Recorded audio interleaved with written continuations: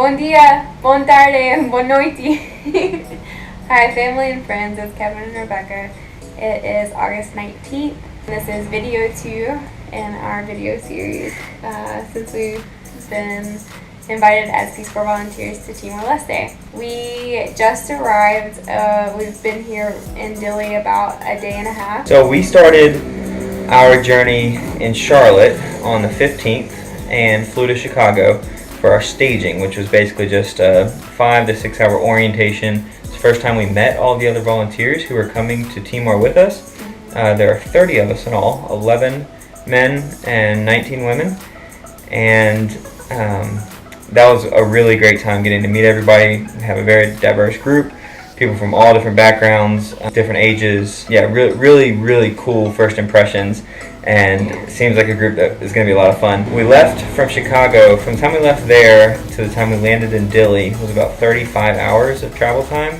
Our route took us to Singapore, Singapore via Hong Kong. So it was the same plane, but we stopped in Hong Kong for a little while and had to get off and then get right back on the plane and then on to Singapore from there. And just that leg by itself from Chicago to Singapore was 22 hours. So that was fantastic. And then the final flight from Singapore to Dili was 3.5 hours or so. Yeah. And they actually said that East Timor is the farthest site that they have for Peace Corps volunteers to go to. So the farthest travel site. Basically, for Americans who live on the East Coast, if you're serving the Peace Corps, you can't really serve any further away from home. Sorry, Mom and Dad. Without start getting closer again. The highlight of the trip so far, that final half hour in the flight to Dili was just incredible. The approach was beautiful. It was a whole string of smaller islands, each of which just got more and more beautiful. It seemed like the closer we got to land. When we landed in Dili,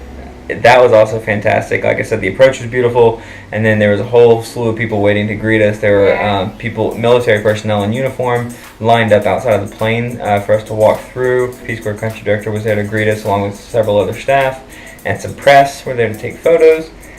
So we had to look nice in collared shirts and whatnot, but that was really a lot of fun and get to be in the country for the first time. Yeah. One last thing I'll say about that is it was just such a perfect day weather-wise too. I mean, it was like 85 maybe, and like very little humidity, nice breeze, sun was out, blue skies. It was just a really great first impression of Dili. Yeah, it was beautiful, and Kevin and I know had such mixed emotions going into traveling. We were extremely sad to leave family and friends behind at the airport before we left, and we're really grateful for our family for being there. Peace Corps is kind of a weird feeling, a pull in both directions, and that you feel like you're doing selfless work by going and helping other people, but at the same time you feel very selfish for leaving family behind and people to worry about, your whereabouts and what's happening. But since we've been here, we've been really excited, and this morning we woke up at 6:30 and did a light run with some of the other volunteers out to the beachfront, and probably the most gorgeous beach scenery I've ever seen. And then today we started day 1 of our language lessons. We learned just briefly a little bit of Tetum, which is, I think, going to be a pretty decent language to learn. Yeah. It seems like it's an abbreviated version of Portuguese and some Spanish together, with a couple of new words and stuff. So it'll be fun to practice together. Mm-hmm. But some of the stuff that we learned is in Timor-Leste, 16 languages are spoken, and they have around 32 different dialects. So depending on where we end up in our community, they could speak a ton of different dialects. Tetum is the national language, and around 90% of people speak Tetum in Timor-Leste. The second national language is Mumbai, and the third national language is Makassar. Tetum has the same sentence structure as English. There's no subject or verb agreement, and then there's no prefix for plural nouns.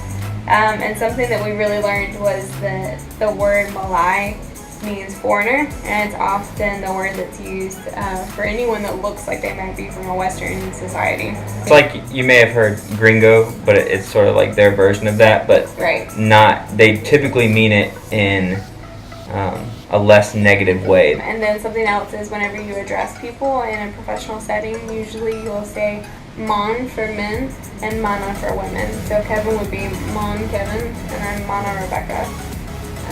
Anyways, just a very brief introduction to Tessum. Hopefully we'll get much better at it than after today. So before we left, we did a brief overview video of some of the things we were packing, and so that's going to follow this video, and then we're going to do another one maybe a month or so from now when we're roughly halfway through training. So we can give an update about how training is going, how language ability is going. At that point, we will have been living with a host family for about 4 weeks. I think we're moving in with a host family this Sunday, like 2 days from now. Not our permanent host family, just the one that we'll be living with during our 9 weeks of training. Thank you guys. See ya. Bye. Adios. Adios. Adios. I think. Adios. Cool. We'll learn it. Hey everyone, it's August 11th, 2016. Becca and I are leaving for East Timor in 4 days. We have everything that we're taking with us laid out on the bed. A few things here might end up getting cut. We'll see if they fit and if our suitcases are underweight. And then there's a few additional things that we're going to take as well that aren't on the bed, but I'll mention those in a little bit. I wanted to give you all a rundown of what our life will include in the next 2 years, well, next 27 months. First things first, on the realist, we are each allowed 2 checked bags. That's 50 pounds each, so that's a total of 200 pounds. So what we're going to do is take a suitcase each as one of our checked bags, or as 2 of our checked bags, and then 2 large like hiking backpacks as our other checked bag. So up here we've got all of my clothes and all of Becca's clothes right over there. Miscellaneous camping gear here. I've got a sleeping pad for myself and one for Becca, and a tarp, a couple sleeping bags, tent, hammock. We have an American flag, a UNC flag, one of the most important things we're bringing. Frisbee puzzle to give to one of our host families. A few random little things. Oh yeah, there's a ukulele back there as well, and a book for Becca to learn how to actually play it. And some camping gear as well, a couple multi-tools in there as well. These were gifts that are going to be really amazing if they fit. A solar-powered fan, which will really come in handy, and a light. This is all stationary, so we can send some letters. And we've got a couple books in here, Bibles, phrase book, Declaration of Independence. We've got some electronic gear here. We've got a surge protector, because we hear the power fluctuates a lot. MacBook charger, Kindle, cases for our phones so they don't get wet because they have a rainy season. Camera, lenses, 2 headlamps. Where's the thing to recharge batteries and rechargeable batteries for our headlamps. A 2-in-1 tablet, laptop thingamajig, and a MacBook. More GoPro gear, so like an extra what do you call it, micro SD card, and attachments and things. We have a jump rope to exercise with, some random craft things, so origami, needle and thread for rips and tears, duct tape of course. Over there is pretty much all toiletries. Those are all really heavy, bulky items, which we have a pretty large supply of. Some may get cut out, and some spices too for our food. I have my comforts of home items over here.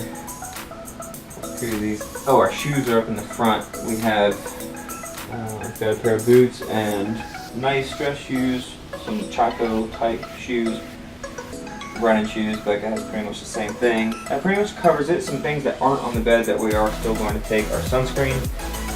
We're picking up tomorrow at the pharmacy some Z-Packs, and we're going to grab some Benadryl over there. So we'll see if it all fits. We'll do another video, I don't know, maybe a year from now, and say what was worth it and what wasn't, what we wish we would have taken, what we wish we wouldn't have taken, and yeah, we're excited. This is what our next few years are going to include.